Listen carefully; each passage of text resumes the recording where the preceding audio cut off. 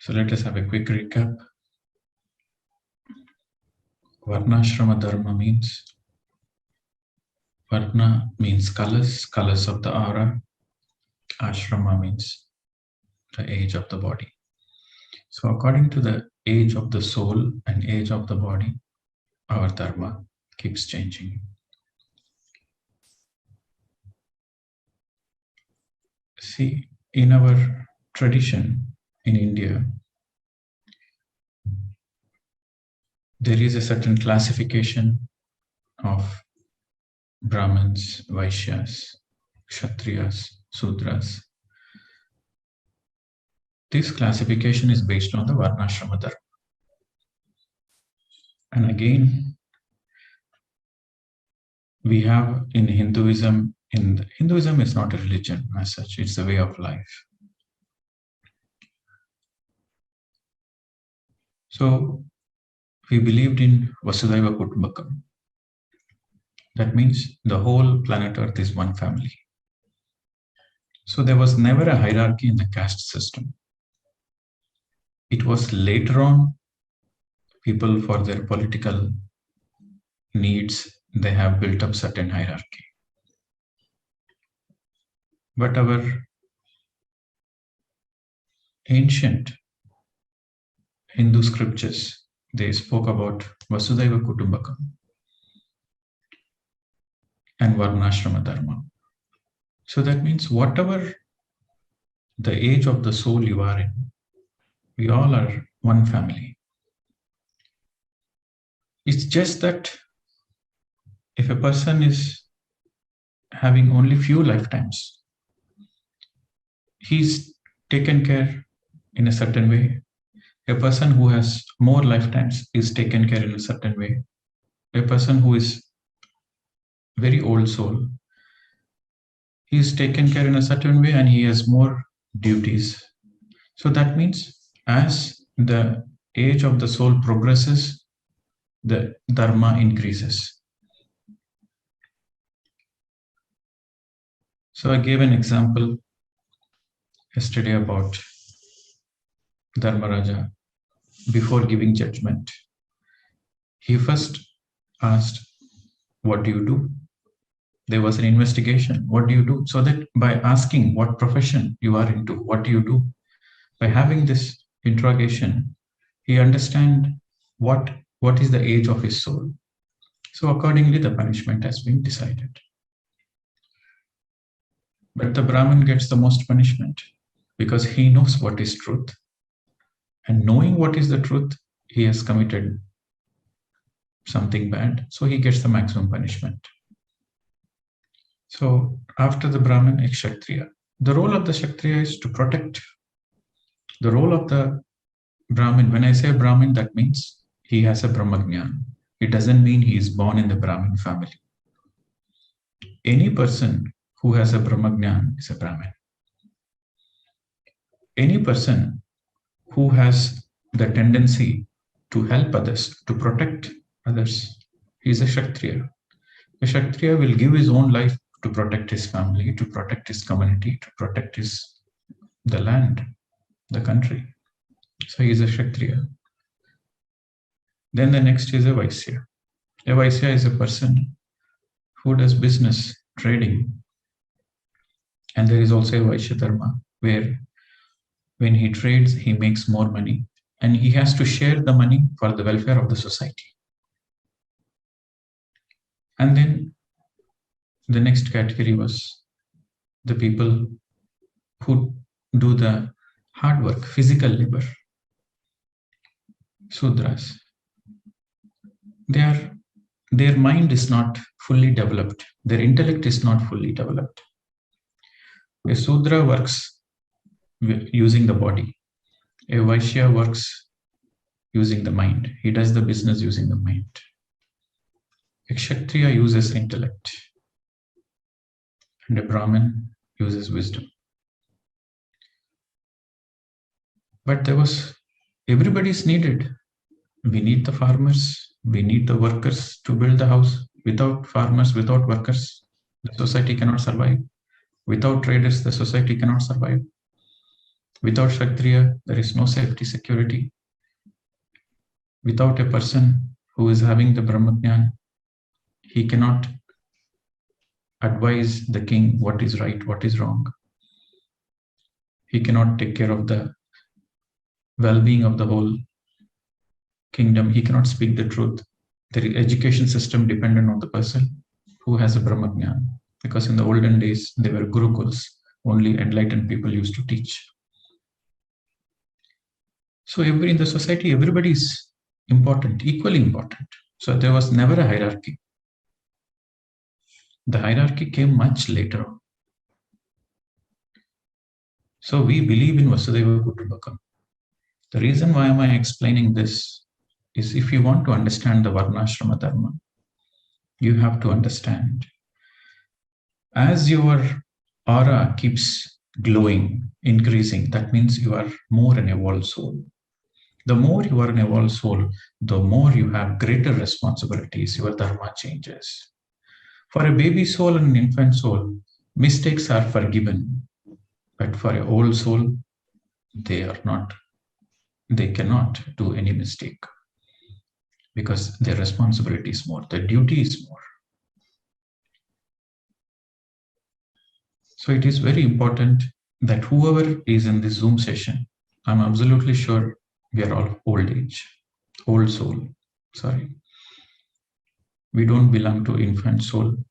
We don't belong to young soul, mature soul. We are all absolutely old soul because only old soul comes into meditation, my dear friends. Mature souls don't come into meditation. Young souls, definitely they are not interested in meditation. Only old souls are interested to know the truth. So if you want to understand, you are joining this Zoom session and you want to understand what is dharma, that means you are definitely an old soul. And you are meditating. So your responsibilities, our responsibilities are greater. So that means we cannot afford to make any mistakes. If you make a mistake, what happens? Then we pay heavy price. That is what is the judgment given by Dharmaraja. A Brahmin, a Brahmajnana, a person who is having a Brahmajnana pays the heavy price. So as meditators, it is very important to live in awareness all the time.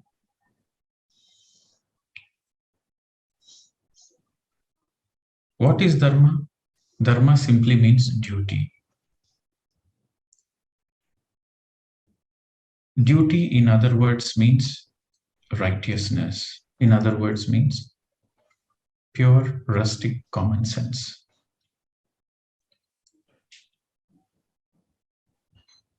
When you are doing your duty, you are in dharma.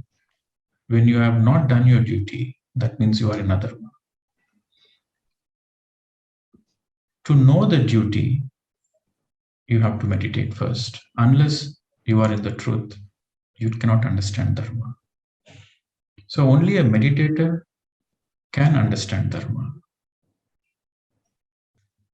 At any given point of time, it is very important to understand what to do, what not to do. So then, why we are discussing about this dharma concept is how we can help ourselves. What is the reason? What is the motto? The motto is how we can help ourselves, how we can make our lives more happier, safer, and how we can live the life to the fullest. The more you understand dharma, the more you are helping yourself to live the life to the fullest. Always you have to remember this. Dharmo rakshati rakshitaha. That means when you take care of your dharma, when you take care of your own dharma, that dharma which is taken care by you will in turn protect you, will in turn safeguard you, will in turn take care of you. You don't need to do anything, just take care of your dharma. That dharma will take care of you. Dharmo rakshati rakshitaha. At any given point of time, you're always doing your dharma, then you don't need to fear anybody. Your life is taken care. See, we sometimes go through ups and downs. The fact is, we always go through ups and downs. Sometimes, even though we are meditators, we are meditating, we are reading a lot of books. The more you meditate, the more your karmic baggage gets cleared. Once your prarabdha karma is cleared, then you bring the karma from the sanchita. So only meditators will have more challenges, because the more the challenges, the more you are working on your karma. So you feel sometimes down, you feel sometimes insecure, sometimes you feel like you cannot adjust, or you may not be understood by your family members or by your society. In family situations where within one family, there might be a very old soul, and also there might be a young soul, a baby soul. All in one physical family, we have many soul combinations also. So how can we live a balanced life? How can we maintain equanimity? Equanimity means you feeling a sense of well-being in any given situation. That is equanimity. So how can, in all the situations, in all the ups and downs, how can you be composed? How can you be calm, cool, and composed? When you are able to be calm, cool, and composed in any given situation, in the challenging situations, when there is some situations which threaten you, or situations which are happy situations, sad situations, any kind of situations, you are composed. That means you are in equanimity. So how can you maintain it? How can you have that feeling, the wellness that I am taken care, I am enjoying my life, I am happy in my life? That comes only when you follow your dharma. At any given point of time in your life, if you are not feeling taken care, your life is not happy, that means the first and the foremost you have to remember is, if I do my dharma, I will be naturally be happy. And I want all of you to experiment. Whenever you do your dharma, there will be a smile on your face. There will be happiness radiating in your heart. When you do your dharma, you will sleep happily. If you don't do your dharma, the sleep also you will not be peaceful sleep.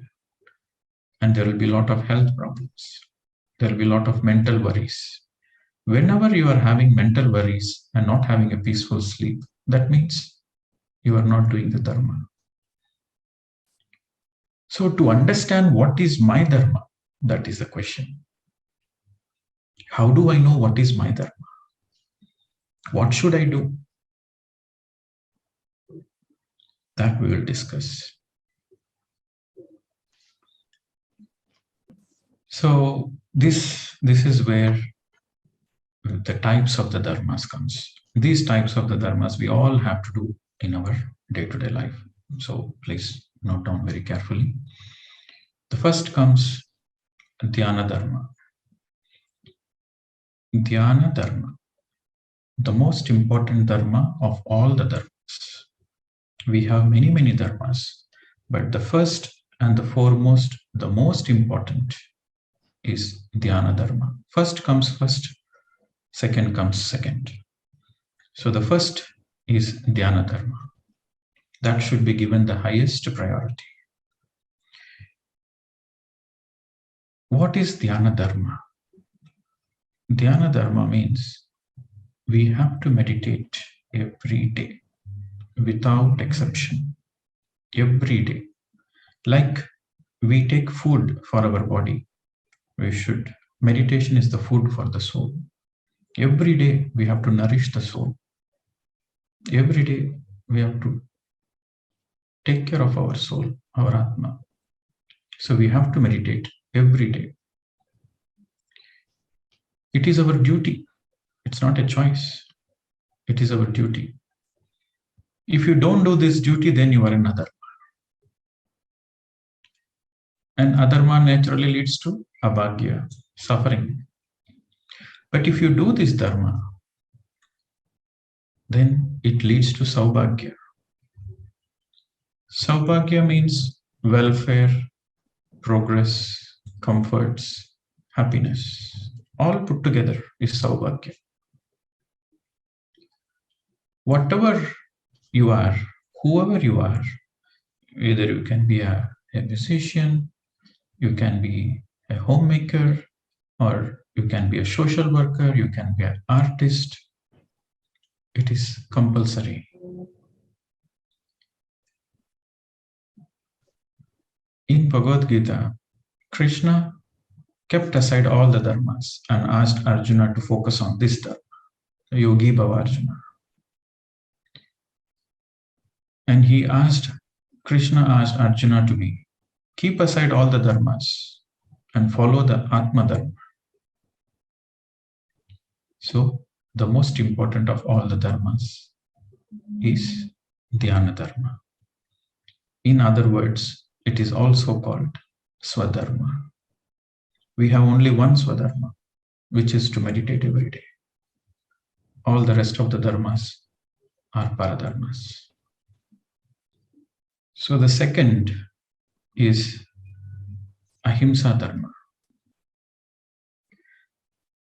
Once again, whatever is the rightness is called dharma.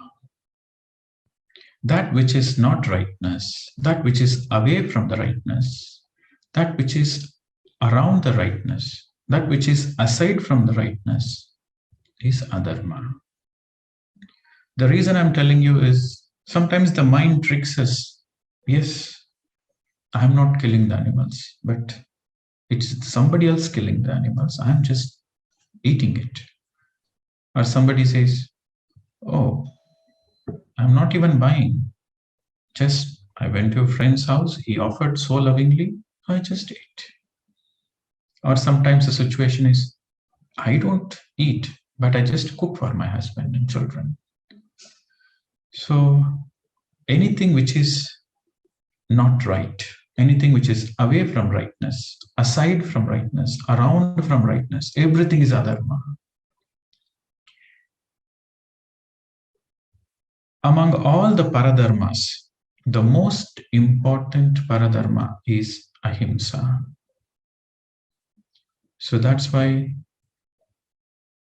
they say ahimsa paramo dharma. The most important dharma of all the paradharmas is ahimsa. Ahimsa simply means non-violence and non-interference. Ahimsa means non-violence and non-interference. The most important of all the dharmas is Dhyana Dharma. The second most important of all the dharmas is Ahimsa Dharma. And you have to be right in any given situation.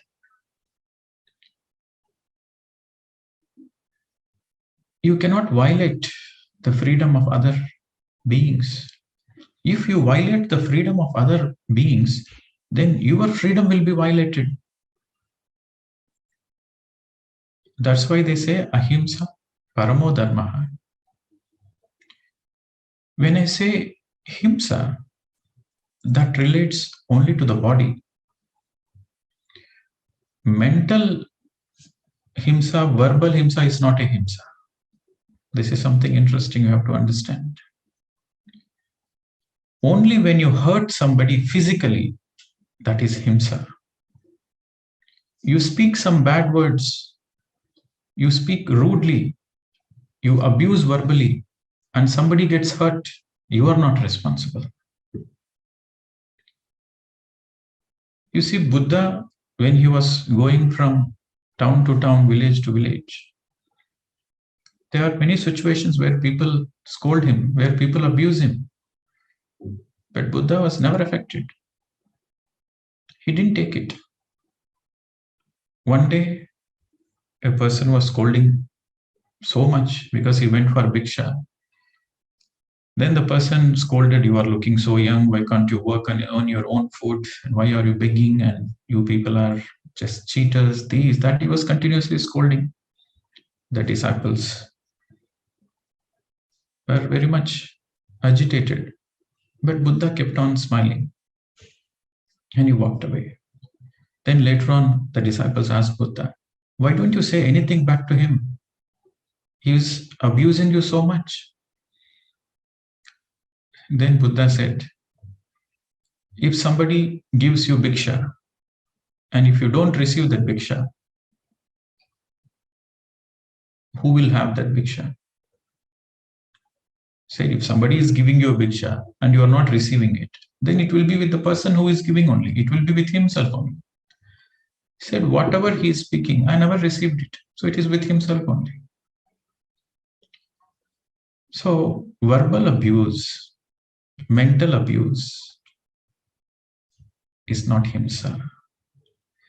Only when you allow yourself to get hurt verbally, mentally, emotionally, then you will get hurt. So the responsibility is yours. So we have to understand himsa relates to only body. Mental abuse, verbal abuse doesn't come under himsa. To kill an animal, to torture an animal, to hurt a living being, to physically hurt a human, these all comes under ahimsa.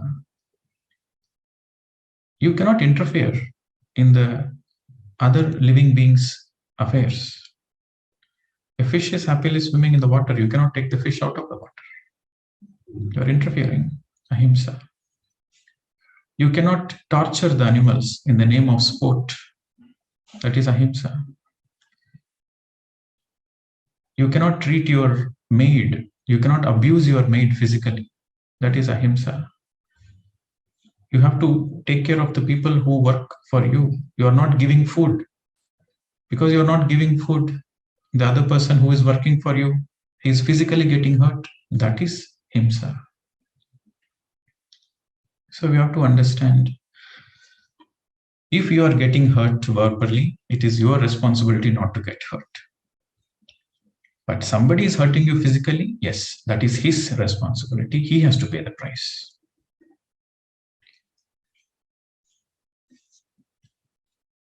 Law of karma applies in any given situation. What you do comes back to you. You physically harm somebody, you are in himsa, the himsa will come back to you. This is pure law of karma. So once again, ahimsa paramo dharma. Himsa relates to physical. Because of your action, any living being is physically hurt. That is himsa. The second most important dharma among all the dharmas. Okay. Here we have to understand that we should not mind others' opinions. We should not mind others' words. So that doesn't come under himsa. But physical torture is himsa. For example, you kept a bird in the cage. It is a physical torture for the bird. The animals which are kept in the cages are physically tortured. They might give food to the animals in the zoo, but they are still caged. So it's still himsa. So that which affects physically is himsa. But if you are getting affected verbally, then that means you are taking others' words, others' opinions into your mind. That is your free choice. Nobody is forcing you to take others' opinions because you don't understand the truth, because you don't know anything about yourself. Because you don't know anything about yourself, you think what others saying is right. So that is your ignorance. So because of your ignorance, you are suffering. So your suffering is because of your ignorance when somebody verbally abuses you. So that doesn't come under himsa. So anytime you are getting hurt because somebody says something, that is purely because of your ignorance. The third is Sneha Dharma, Mitra Dharma, friendship. It is our responsibility and it is our duty to make friendship with every living being. We have to initiate friendship. So when I say dharma, that means duty. That means we have to initiate the friendship. We have to seek the friendship. All the time we have to seek the friendship. This is Sneha Dharma. Suppose we go for a gathering, we go for a retreat, or we go for some spiritual annual gathering or conference. When we meet a fellow seeker, we have to initiate the friendship. We should say, hi, how are you? Where did you come from? Which city you are from? Which country you are from? Tell about yourself. So you have to initiate and make friendship. This is Sneha Dharma. And you have to have friendly approach towards your family relationships. With everybody, you have to have friendship. If somebody is thinking bad about you, you think good about them because that is Sneha Dharma. If somebody is jealous on you, you wish them well. The more you wish another person well, the more the other person becomes a friend to you. So the third most important dharma is Sneha Dharma, my dear friends. You see, in India, all gods and goddesses, they have their companion as animals or birds. Every god and goddess has some birds and animals as their companion. That represents friendship. Even Jesus is always pictured with a lamb in his arms. Friendship with every living being, not only with humans, friendship with every living being. And this is where, in the Sneha Dharma, the equality comes. Nobody is greater than nobody, and nobody is lesser than anybody. The equality, when you are able to see everybody as your equal, then you are in Sneha Dharma. The more you listen to others, the more you are practicing Sneha Dharma. You should always have a listening ear. Some people have superior complex. They think they are greater than others. For all the people who are having superior complex, they should listen more. They should speak less and listen more. The more you cultivate the listening habit, the more the friendship develops. The more you are in Sneha Dharma. Listening to others, equality, and friendship with every living being. Initiating the friendship. You should make the first attempt to initiate the friendship, to seek friendship, and have a friendly approach with everybody you interact with. That is Sneha Dharma. Okay, madam. So what we are discussing today now is the dharmas, which means it's a duty we all have to practice, and there is no choice. It is a dharma. Dharma is a duty. We have to do it. If you don't do it, then you are in a dharma. And why we have to follow the dharma? For our saubhagya, for our welfare.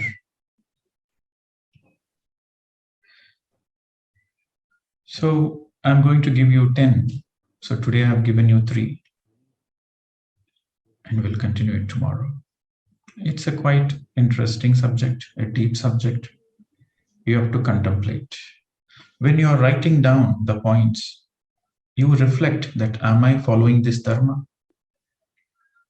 Am I doing this duty? If not, I will immediately integrate in my life. So that should be your approach and attitude. Okay, friends? We'll discuss the rest of the dharmas tomorrow.